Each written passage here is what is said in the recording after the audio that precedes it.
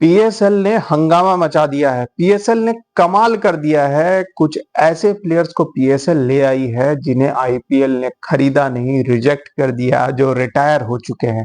एक retired cricket league भी होती है जिसमें इरफान पठान और बड़े सारे सीनियर क्रिकेटर्स खेलते हैं। वहां पाकिस्तान अपने एक्टिव क्रिकेटर शर्जील खान और पता नहीं किसको किसको भेजती है और वहां भी हार जाती है।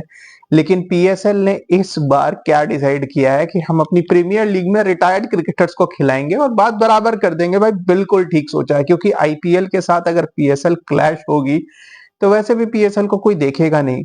तो ऐसा क्यों ना करें कि रिटायर्ड प्लेयर्स को मौका दें, और इस मामले में मैं पीएसएल को बिल्कुल सपोर्ट करता हूं। भाई ये एक तो ऐसी लीग होनी चाहिए जो रिटायर्ड प्लेयर्स को पैसा दे। तो इस बार पीएसएल ने रिटायर्ड प्लेयर्स की फौज खड़ी कर दी है।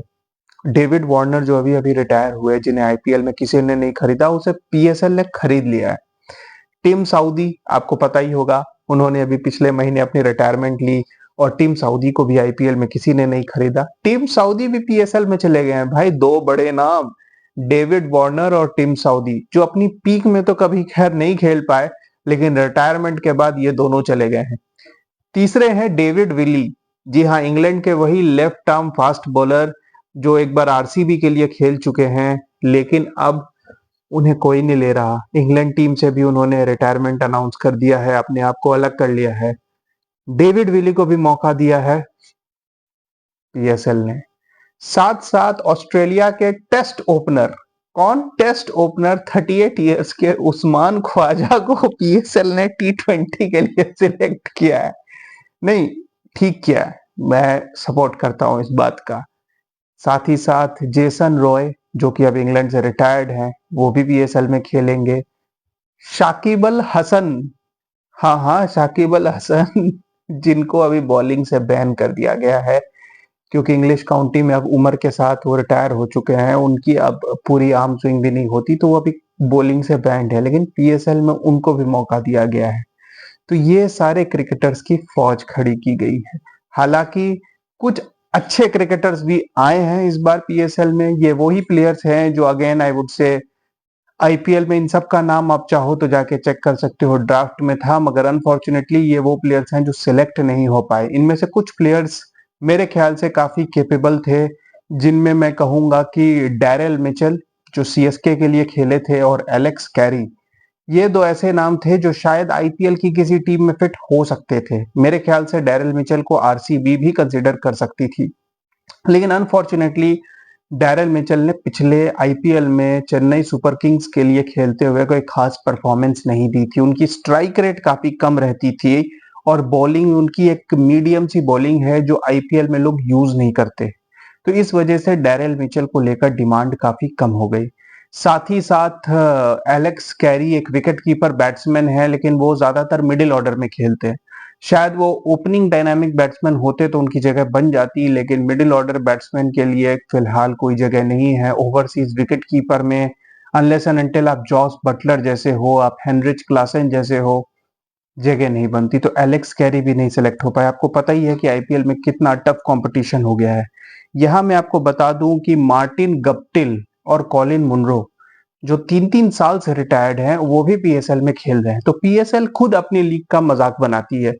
पीएसएल खुद ने अपना स्टैंडर्ड इतना नीचे गिरा लिया है कि लोग इस लीग को नहीं देखते, इसे सीरियसली नहीं लेते, और उनके प्लेयर्स का भी लेवल बहुत ही नीचा है। क्योंकि अगर कोई बैट्समैन रन बनाता है तो वो रिटायर्ड बॉलर्स के खिलाफ रन बना रहा है, अगर कोई बॉलर विकेट्स ले रहा है तो वो इन रिटायर्ड क्रिकेटर्स की ले रहा है। करंट एक्टिव क्रिकेटर्स पे फोकस होना चाहिए पीएसएल का, लेकिन पीएसएल ये सब नहीं देखती।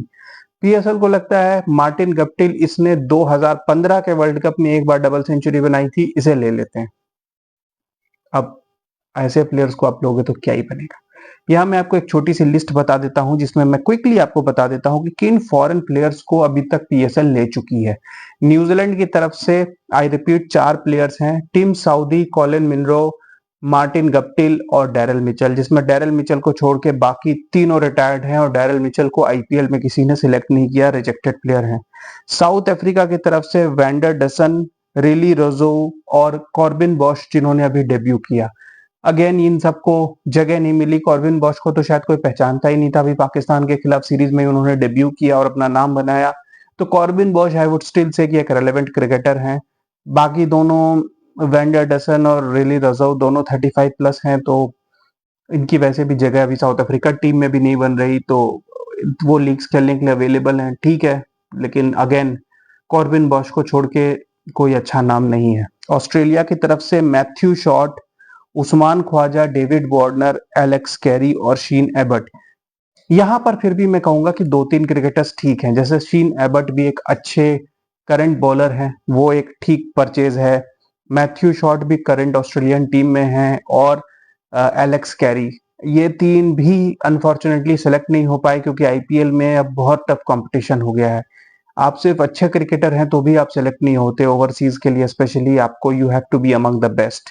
तो ये तीन वहां मिस कर गए, लेकिन पीएसएल ने एटलीस्ट अगर इन्हें भी बुला लिया है तो भी मैं कहूंगा कि एक डिसेंट जॉब है कि एटलीस्ट 2-3 अच्छे क्रिकेटर्स हैं। इंग्लैंड में सारे के सारे प्लेयर्स रिटायर्ड या आउटडेटेड प्लेयर्स हैं। आउटडेटेड प्लेयर्स का मतलब है जैसे टॉम करन, जो कि अब इंग्लैंड टीम में पिछले 3 साल से सिलेक्ट नहीं हुए, पीएसएल आईपीएल में भी उनको मौका नहीं मिलता।